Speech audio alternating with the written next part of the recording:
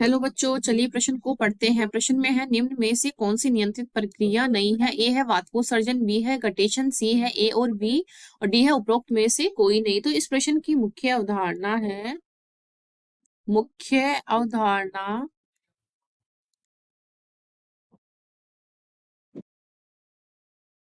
मुख्य अवधारणा वाष्पोत्सर्जन। वाष्पोत्सर्जन तो वाष्पोत्सर्जन में क्या होता है? पादप प्रकाश की उपस्थिति में पत्तियों द्वारा जल वाष्प के रूप में पत्तियों द्वारा जल वाष्प के रूप में वाष्प के रूप में भाषित या उड़ जाता है वाष्पोत्सर्जन कहलाता है। तो जो वाष्पोत्सर्जन है, जब रंध्र बंद हो जाते हैं तो वाष्पोत्सर्जन की क्रिया क्या होती है? रंध्र बंद होने पर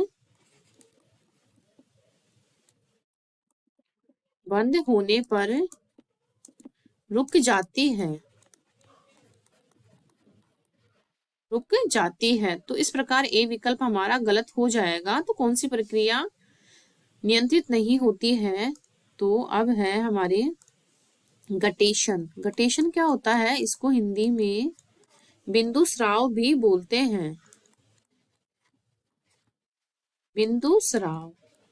तो गटेशन किसके द्वारा होता है? ये हाइड्रोथॉट्स, जिसको जल रंध्र भी बोलते हैं, और ये दिन हो चाहे रात तो हर वक्त ही खुले रहते हैं। जिससे कि क्या होता है, हम इस प्रक्रिया को नियंत्रित नहीं कर सकते हैं, क्योंकि ये जीवन भर ही खुले रहते हैं, दिन हो चाहे रात हो। पत्ती के पत्ती के जीवन पत्ती के जीवन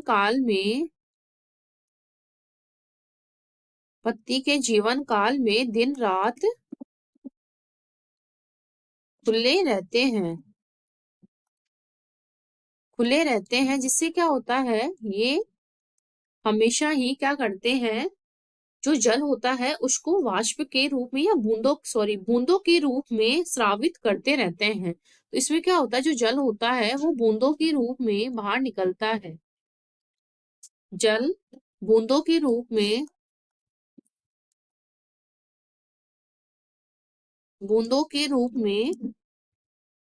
स्रावित होता